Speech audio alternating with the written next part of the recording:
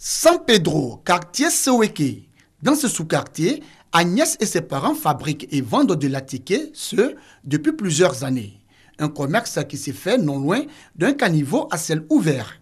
Un véritable nid de moustiques et de rats. Les enfants tombent malades. Souvent même c'est palu, souvent aussi les maladies bizarres, on ne sait pas où maladie même quitter même. Souvent même il y a des enfants même qui tombent dans le caniveau là même.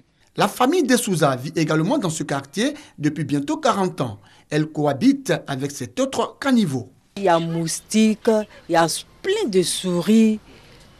Franchement, les moustiques même, ça nous gêne même, beaucoup même. Maladie à chaque mois, surtout moi-même là, chaque mois. Dans 2 mois comme ça, il peut tomber malade 3 fois comme ça. Autre quartier, même décor. Ici, à la cité, habitants, commerçants se disent préoccupés par ces caniveaux à ciel ouvert. Les caniveaux sont poussés. Quand l'eau sale vient, il faut qu'on ferme, on ne peut pas travailler même. Tout le monde est au courant de ça. À Sautreffe, à l'entrée de la ville, ces jeunes laveurs de véhicules et de motos ont décidé de curer ces caniveaux. Souvent, quand ça bouge à Odel, on n'arrive pas à respirer. Comme on n'a rien à faire au Dieu, voilà pourquoi on a pris notre temps pour déboucher. Le conseil municipal de San Pedro n'entend pas rester les bras croisés face à cette situation. Parfois, quand la mairie est dépourvue de moyens, nous recevons quand même l'aide de la population par endroit pour curer ces caniveaux. Donc il peut arriver que des gens de bonne volonté veuillent bien curer ces caniveaux, soulèvent les dalettes et qu'après, ces personnes-là ne les redéposent pas. Donc il est question pour la mairie de revenir et de déposer ces dalettes aux endroits où il faut les mettre. Vivement qu'une solution soit trouvée afin de permettre aux populations de ces quartiers de San Pedro de vivre aisément, mais surtout de respirer l'air pur. La pratique illégale de l'agriculture dans les forêts classées, une situation à l'origine de la dégradation avancée du couvert forestier. 1 mois après le sommet sur le changement climatique, la COP21, les acteurs de la forêt réfléchissent. La Côte d'Ivoire est un pays agricole et cette agriculture, malheureusement, dépend intimement des forêts. Donc, si nous prenons le risque de perdre le peu de forêt qui nous reste, vous imaginez un peu les conséquences. Et donc, Monsieur le ministre nous a instruit pour qu'ensemble, avec les structures de recherche, la SODEFOR, le CNRA, l'ANADER, nous puissions trouver des solutions immédiates pour des propositions aux populations en vue de tendre vers un reboisement à grande échelle. Initiée par la Société de développement des forêts, SODEFOR, et plusieurs partenaires au développement, cette rencontre vise la promotion d'une agriculture zéro déforestation, une mesure possible s'il est mis en place une politique de contractualisation. Cette politique consiste à faire du reboisement dans les plantations. La contractualisation, c'est d'abord une technique pour nous qui consiste à associer des arbres forestiers aux plantations agricoles, mais dans un cadre contractuel où chacun a des droits et des obligations. Cela va nous donner une maîtrise un peu de la gestion de l'espace forestier de l'État. Ça va contribuer à arrêter définitivement les agressions sauvages, les occupations illégales, et ça pourra permettre enfin à l'État de pouvoir planifier sa politique de développement durable de son écosystème forestier. La mise en œuvre de cette politique de contractualisation va permettre de rattraper au moins 20% du couvert forestier ivoirien dans les années à venir. Selon des chiffres officiels, la forêt ivoirienne est passée de 16 millions d'hectares en 1960 à 2 millions en 2014. Yann et Noé sont en 5e au Collège moderne du Plateau. Ils ont franchi le cap de l'apprentissage de la lecture. Une entrée réussie à l'écrit comme à l'oral. Les romans que j'ai lus sont Le Cahier noir de Kamara Nangala et Le Retour de l'enfant soldat de François d'Assisinda. Le Cahier noir parlait d'une réconciliation d'un père avec ses fils qu'il avait abandonné avec sa nouvelle épouse. Et Le Retour de l'enfant soldat parle de la réintégration d'un enfant soldat qui est parti à la guerre.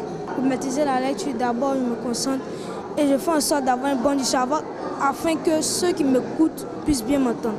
En charge d'un cours préparatoire, Lambert se sent particulièrement responsable de l'apprentissage de la lecture. Certains, quand même, ont le niveau. Certains maîtrisent, mais pas dans la totalité.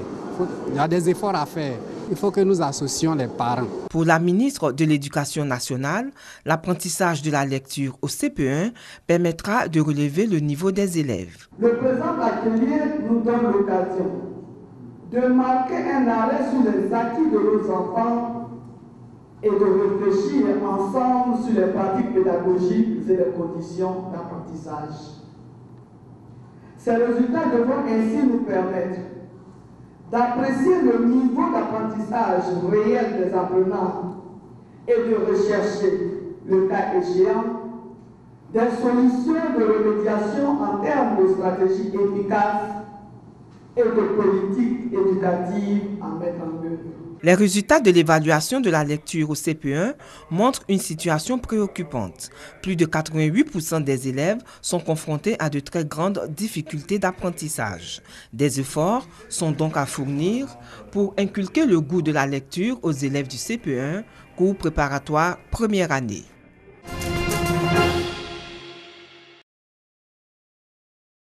Trècheville, dans les années 80, réputé pour sa forte activité cinématographique, en témoigne le cinéma Entente, ou plutôt ce qu'il en reste aujourd'hui.